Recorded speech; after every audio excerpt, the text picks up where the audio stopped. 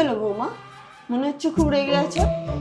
দেখো না মা, আমি একটা ইম্পর্টেন্ট কাজ করছিলাম আর তোমার ছেলে এক কাপ চা খাওয়া নিয়ে আমাকে এমন কথা শোনালো।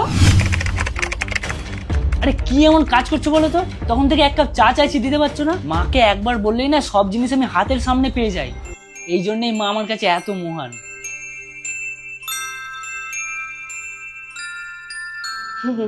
বুঝলে বৌমা, আমিও কোনোদিন মহান হতে চাইনি, পরিস্থিতির চাপে পড়ে মহান হতে হয়েছে। বিয়ের সময় আমার বাড়ির লোক বলে পাঠালো যে শ্বশুর বাড়ির সব কথা মেনে চলবে। সেটা যদি না মানতাম তাহলে আমি একটা খারাপ বউ হয়ে যেতাম। যখন শরীর খারাপ হতো তখন যদি কাউকে রান্না করতে বলতাম তখন বলতো কুঁড়ে বউ। তাই চুপচাপ রান্নাঘরে এসে রান্না করে নিতাম। যদি কোনোদিন নিজের পছন্দের খাবার বানাতাম তাহলে অন্যদের জন্য আবার একটা তরকারি বানাতে হতো। তাই নিজের পছন্দটা আমি ভুলেই গেছিলাম। আর এইভাবেই আমি একদিন মহান হয়ে উঠলাম, কিন্তু কখনো সুখী হইনি জানিস। কিন্তু তোর কাছে সুযোগ আছে সুখী হওয়ার।